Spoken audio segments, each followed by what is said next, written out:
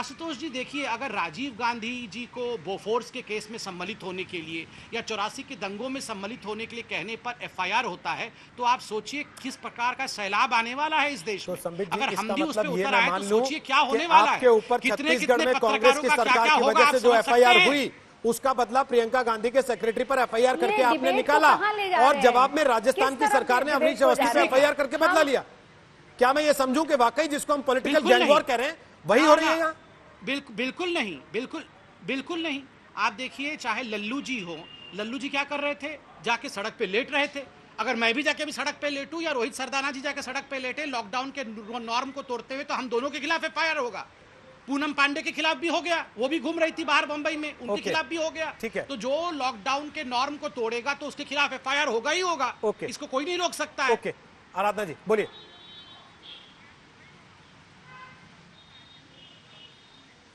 देखिए, जिस तरह से संबित जी अपनी बातों को रख रहे हैं, मैं नहीं समझ पाती कि इनकी संवेदनशीलता। आज हम चर्चा कर रहे हैं उत्तर प्रदेश के प्रवासी मजदूरों की तकलीफों पर। क्या आप सहमत नहीं है रोहित जी? आपके टीवी चैनल पे लगातार दिखाया जा रहा है, पूरी दुनिया देख रही है कि उत्तर प्रदेश में, पूरे उत्तर प्रदेश की सरकार, पूरे उत्तर प्रदेश में प्रवासी मजदूर सड़कों पे चल रहे हैं। हमने क्या आपके यहाँ घटनाएं नहीं देख रहे? क्या आपके टीवी चैनल पे उनकी वेदना नहीं दिखाई दे रही है? पूरा देश देख रहा है। क्यों नहीं इनको दिखाई दे रहा है ये बात? क्यों संवेदनहीन होते चले जा रहे हैं? अगर हम कह रहे हैं 500, जैसा कि आप संबित जी ने अभी आपके यहाँ पे कहा कि अगर 500-600 बसें जो इनको ठीक लगती थी वो आ करके, मैंने आपके बीच में नहीं बोला संबित जी, आप मुझे अपनी बात खत्म कर लेने दीजिए। अगर इनके पास संवेदनशीलता होती तो ये उन बसेस को, जिनको ये खुद कह रहे हैं, आपके मंच पे रहे, अगर आप इनको ला करके उन बसेस को शुरू करते, कम से कम कुछ मजदूर तो अपने घर पे जाते।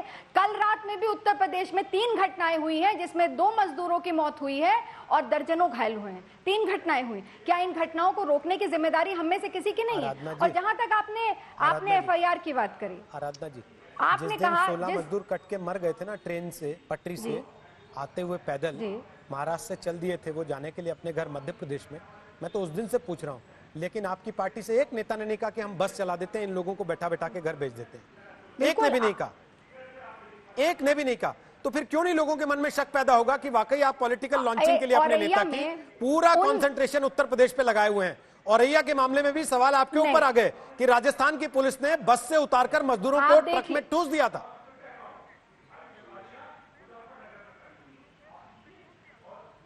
कहां पे ठूस दिया था? औरैया में जी। मैं अब आपने अगर उस इशू को छेड़ दिया है तो मैं रोहित जी मैं आपको बता देना चाहती हूँ, गाजियाबाद के संबित जी, मैं भी आपके बीच में टोक सकती हूँ, दोबारा इसको मत शुरू करिए जो आपने कल किया था।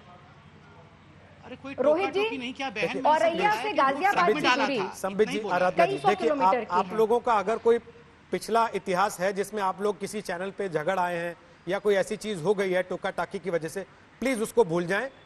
इस समय, इस शो में, इस कार्यक्रम में, इस चैनल पर यहीं की बात करें प्लीज।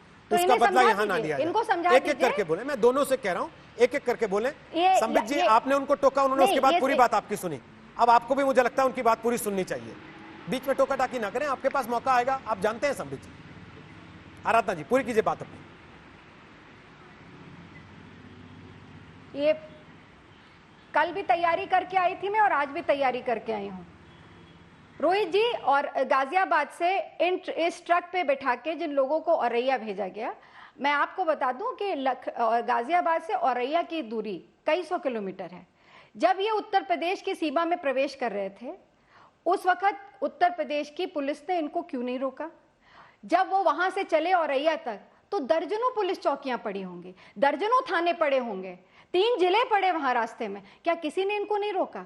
और अगर नहीं रोका, जब उत्तर प्रदेश की परिधि में, उत्तर प्रदेश के क्षेत्राधिकार में अगर कोई प्रवेश करता है तो उसके ऊपर क्या कार्रवाई करनी है, क्या नहीं होनी है, तो वो उत्तर प्रदेश सरकार की जिम्मेदारी है। आज जो ये मजदूर चल रहा है ना, ये उत्तर प्रदेश की सीमा में प्रवेश कर चुका है और इनकी सुरक्षा की जिम्मेदारी अगर किसी की है तो उत्तर प्रदेश की सरकार की है, उत्तर प्रदेश के मुख्यमंत्री की है। मैं आभार भी व्यक्त करना चाहती हूँ, उन्होंने हमारा 1000 बसेस का निवेदन जो था वो स्वीकार किया। सहजता स्वीकार किया, हमने उनको साधुवाद दिया कि आपने हमारा निवेदन स्वीकार किया और उसी आधार पर अच्छे मन से, सेवा भाव से हमने अपनी लिस्ट दे दी। आप जितनी बसें आपको उचित लगती थी, आपको ठीक लगती थी, और एक चीज और मैं कहूंगी, उसमें कहा कि कुछ बसें कबाड़ थी, इसको भी 98 बसें कबाड़ बताई। आप मुझे बताइए रोहित जी, ये बसें तो अभी उत्तर प्रदेश की सीमा में प्रवेश भी नहीं करी हैं, इनका फिजिकल वेरिफिकेशन कैसे हो गया, कैसे बता दिया ये कबाड़ है?